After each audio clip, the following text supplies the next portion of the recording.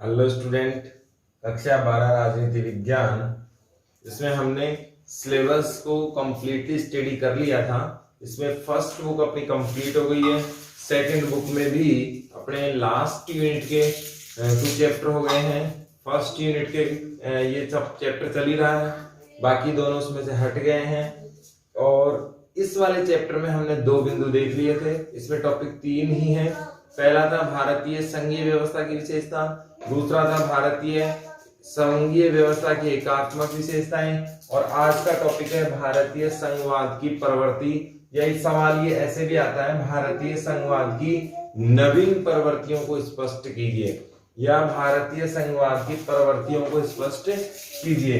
तो आपको फोकस किस पर करना है? प्रवृत्ति पर करना है, यानी कि ये विशेषता ही एक प्रकार की भारतीय संघवाद की क्या विशेषता ही है, कैसा नेचर है। इसको हम प्रकृति से भी जोड़ सकते हैं। अब आप देखें, ये विद्वानों के नाम हैं और ये क्या है? विशेषता है। किसने क्या कहा है? इसमें सबसे इंपॉर्टेंट है मॉरिस जोन्स का और अंबेडकर का, ये आपको ध्यान रखना है। इसमें सबसे इंपॉर्टेंट है मॉरिस जोन्स का और अंबेडकर जी का। ये दोनों ही आपके पूछे जाते हैं। ये कंपटीशन के आधार पर केसी वैयर और मॉरिस जोन्स, ये दोनों तो आता है कंपटीशन में। तो आप कंपटीशन आपको देना नहीं है, आपको ज्यादातर पूछा जाएगा वो मॉरिस जोन्स और अंबेडकर जी के बारे में पूछा जाएगा कि भारतीय संघवाद को अंबेडकर जी ने क्या कहा है, मॉरिस जोन्स ने क्या कहा है, ये आपसे पूछा जाएगा। तो आपको ये बहुत अच्छे से ध्यान रखना है कि अर्ध संघीय व्यवस्था किसने कही है? केसी वैयर ने कही है। सहयोगी संघवाद की संज्ञा किसने दी है? आसीटन ने दी है। और अंबेडकर ने क्या कहा है? कठोर संघीय ढांचे की संज्ञा दी है। सौदेबाजी का संघवाद किसने कहा है? मॉरिस जोन्स ने कहा है। अब अपने को यहाँ पर ये ध्यान रखना है कि यहां से एक सवाल बनता है, ये स्पष्ट कीजिए भारतीय संघीय व्यवस्था या भारत की जो संघवाद है वो अर्ध संघीय व्यवस्था है। क्या पूछेगा आपसे? स्पष्ट कीजिए भारत की जो संघवाद की व्यवस्था है वो कैसी है? अर्ध संघीय व्यवस्था है। ये स्पष्ट करने के लिए आपको दे देगा। 2 नंबर का पूछ सकता है आपसे, 4 नंबर का ये सवाल यहां से पूछ सकता है। तो अब यहां आपको 2 बातें ध्यान रखनी है। संघवाद क्या है ये हमने स्पष्ट कर लिया था। सत्ता का कैसा होना चाहिए? ऊर्ध्वाधर बंटवारा होना चाहिए, यानी कि 2 हिस्से, 2 से ज्यादा हिस्से होने चाहिए, जिसमें केंद्र हो, राज्य हो और स्थानीय शासन हो। सत्ता और शक्ति का बंटवारा होना चाहिए। लेकिन आपने देखा कि यहां पर प्रबल केंद्र की बात हमने की। भारत में क्या है? प्रबल केंद्र है। अब सवाल उठता है कि भारत में प्रबल केंद्र क्यों बनाया गया? भारत में प्रबल केंद्र इसलिए बनाया गया ताकि राज्यों को एकत्रित रखा जा सके और राज्यों का संघ बनाया जा सके, पहली बात। दूसरी बात यह है कि आपात स्थितियों में जो भी इमरजेंसी कंडीशंस होती हैं उसमें प्रबल संघ ही काम आता है, प्रबल केंद्र ही काम आता है। इसीलिए भारत में प्रबल केंद्र के साथ संघात्मक व्यवस्था बनाई गई है। कौन से के साथ? प्रबल केंद्र के साथ संघवाद बनाया गया है। इसका मतलब हुआ हमारे यहाँ पूर्ण संघवाद नहीं है। क्या नहीं है? पूर्ण संघवाद नहीं है। इनके अनुसार, केसी वैयर के अनुसार। तो ये हमें स्पष्ट करना होगा। फिर से देखते हैं, अर्ध संघीय व्यवस्था किसने दी और भारतीय संघवाद को अर्ध संघवाद क्यों कहा जा सकता है? ये संज्ञा किस आधार पर दी गई है? तो भारत में क्या है कि भारत में जो संघात्मक व्यवस्था है, संघात्मक व्यवस्था की स्थिति कैसी है? केंद्र और राज्य को समान शक्तियां, या यूं कहें सत्ता का विकेंद्रीकरण होना चाहिए, शक्तियों का विकेंद्रीकरण होना चाहिए, सत्ता का ऊर्ध्वाधर बंटवारा होना चाहिए, तो संघवाद कहलाता है। लेकिन भारत में क्या है? राज्यों का संघ है और आपातकालीन परिस्थितियों और बहुत सारी परिस्थितियां हमने एकात्मक विशेषता में पढ़ी थी एकल नागरिकता है, संविधान संशोधन है, राज्यों का नामांकन है, राज्यों का सीमांकन है, बहुत सारे हमने उदाहरण उसमें पढ़े थे। इन सब चीजों के लिए हमने क्या बनाया था, प्रबल केंद्र बनाया है।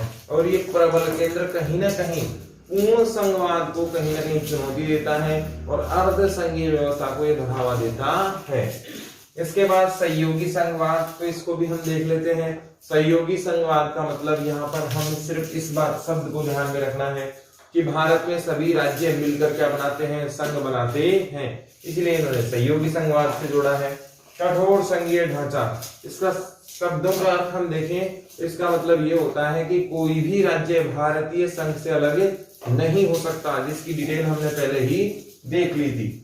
सौदेबाजी का संघवाद, इसका मतलब ये हुआ कि सरकारें जब बदलती हैं केंद्र में तो व्यवस्था भी क्या हो जाती है, बदल जाती है, अपने राज्यों को ज्यादा आगे बढ़ाया जाता है।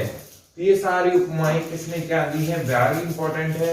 ये चारों के चारों आपको याद होने चाहिए, दो तो हर बच्चे को याद होनी ही चाहिए। सवाल आता है, कठोर संघीय ढांचा किसने कहा, अंबेडकर जी ने।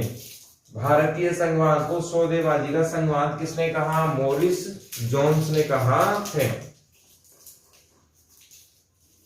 भारतीय संघवाद की प्रवृत्ति में हम आगे देखें तो भारत में एकात्मक संघवाद तो पाया ही जाता है, कि प्रबल केंद्र तो पाया ही जाता है, लेकिन राज्यों को भी उचित प्रतिनिधित्व दिया गया है। और इस संघवाद में राज्यों को किस प्रकार से जोड़ा गया है, राज्यों की भूमिका किस प्रकार से निश्चित की गई है, ये हम देखते हैं। आप जानते हैं 1950 में योजना आयोग बना था, उसके बाद पंचवर्षीय योजना 51 में बनी और फिर एनडीसी बना 1952 में।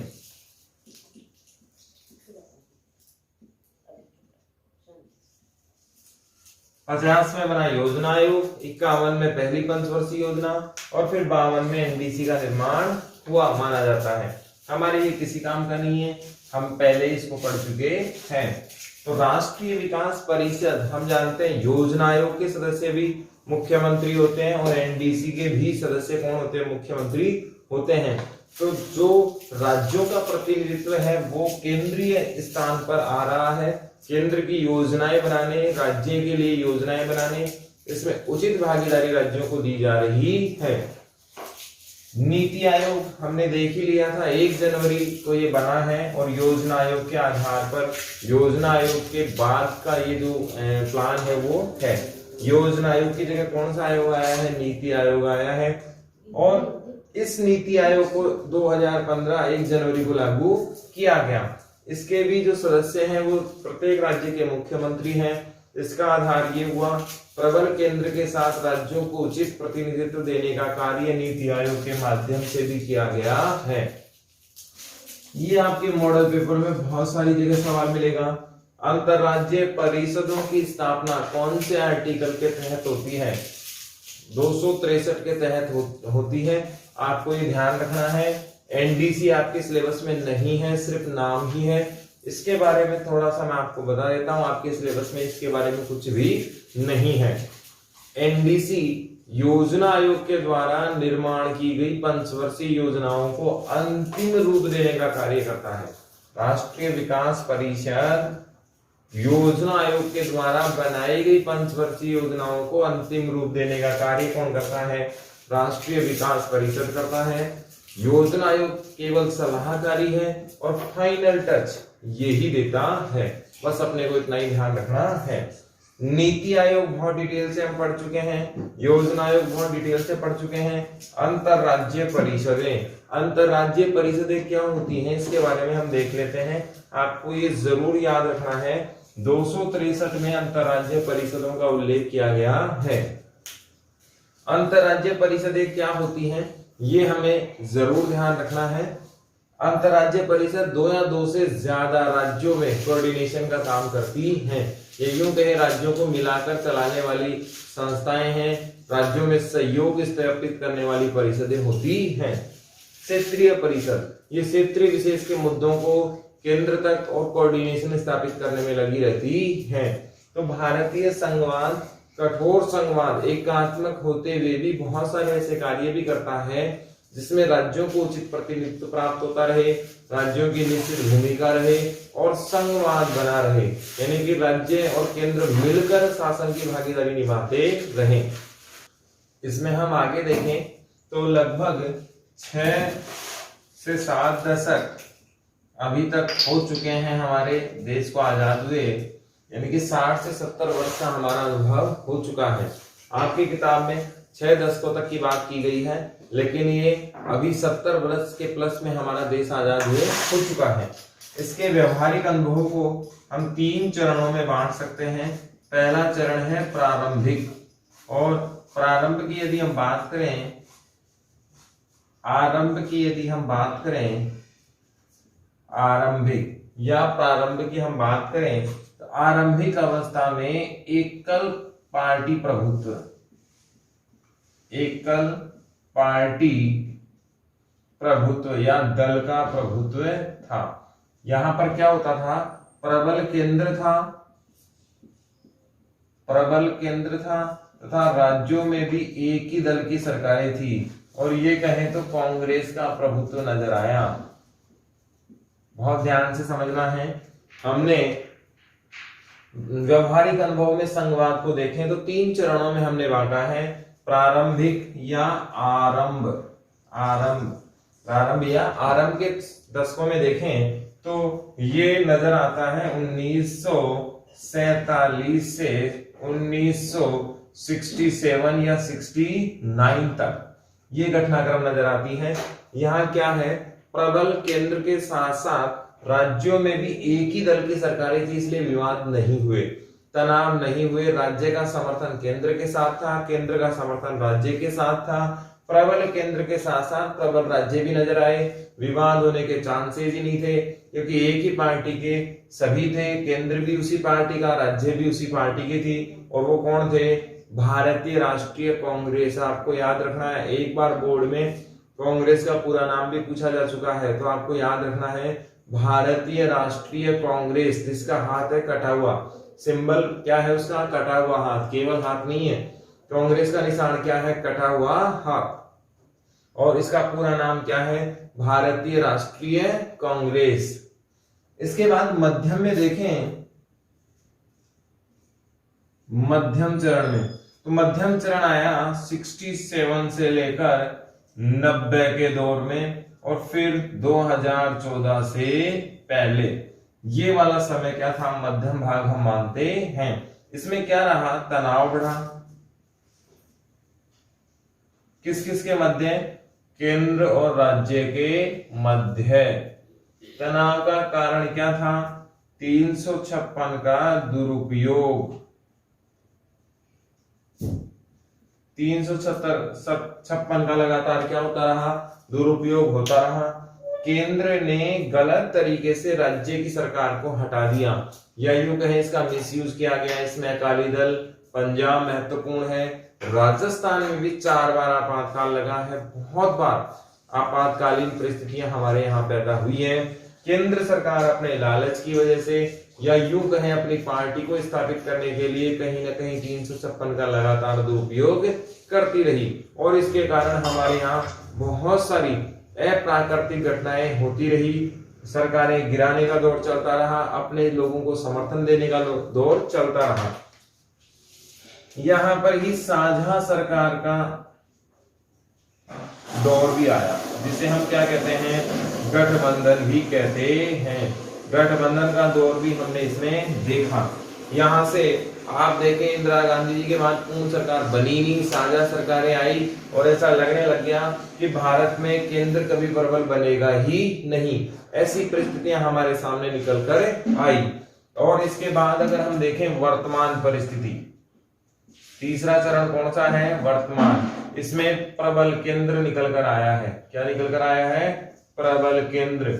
और मोदी जी की सरकार क्या है, पूर्ण बहुमत की सरकार पुनः है, जो क्या कर रही है, सबका साथ सबका विकास कर रही है। क्या है, सबका साथ सबका विकास, यानी कि राज्यों को भी उतना ही नेतृत्व मिलेगा जितना केंद्र का है, यानी कि प्रत्येक व्यक्ति के विकास की बात ये सरकार कर रही है।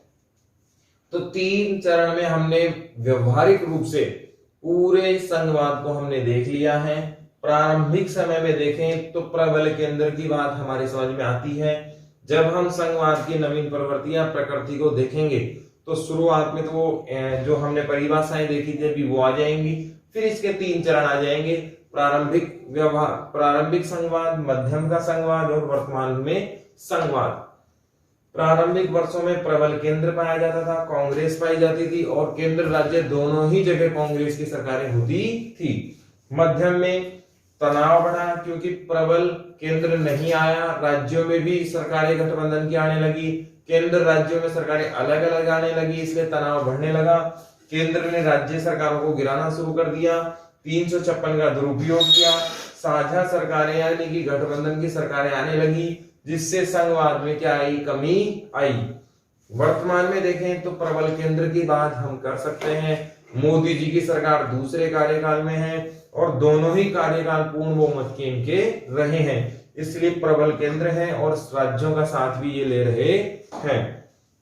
इसमें अंतिम जो बिंदु बचा है इस चैप्टर का वो है संघवाद वाला, सरकारिया आयोग।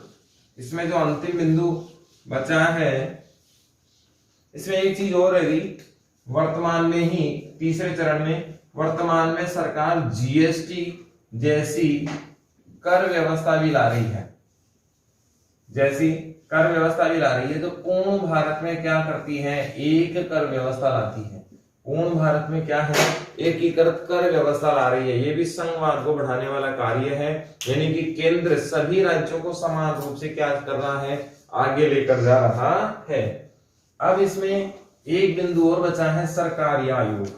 ये भी बहुत इंपॉर्टेंट है, आपसे पूछा जाएगा सरकारी आयोग पर टिप्पणी लिखें। तो ये बना था 1983 में और इसने रिपोर्ट दी 1985 में, ये ध्यान रखना, बना और इसको क्या है, इसकी रिपोर्ट। इसने बातें कही प्रबल केंद्र के साथ सुदृढ़ राज्य भी होना चाहिए।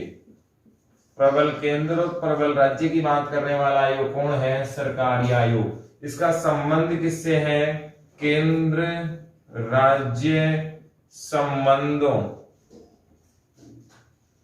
पर आधारित, यानी कि केंद्र राज्य संबंध कैसे होने चाहिए इसको बताने वाला आयोग कौन सा था, सरकारी आयोग था। बहुत इंपॉर्टेंट चीजें याद रखनी है, यहां से सवाल आता है।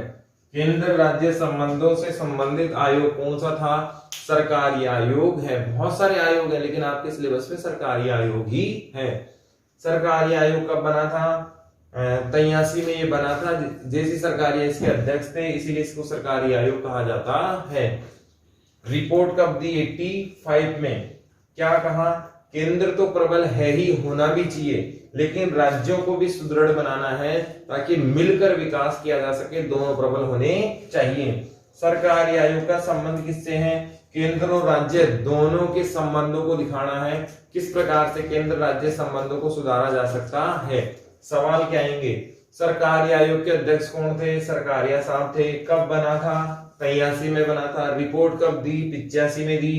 क्या कहा, प्रबल केंद्र होना चाहिए, सुदृढ़ राज्य होना चाहिए। सरकारी आयोग का संबंध किससे है, केंद्र राज्य संबंधों से है। यहां हमारा ये चैप्टर होता है कंप्लीट। इसके बाद देख लेते हैं क्वेश्चन आंसर। राज्य सूची के विषय कितने हैं, 66 आपकी किताब में यही दे रखे हैं, अपडेट आपको नहीं देखने हैं। संसद में राज्यों का प्रतिनिधित्व कौन करता है, राज्यसभा, क्योंकि राज्यों का प्रतिनिधि सदन वही कहलाता है।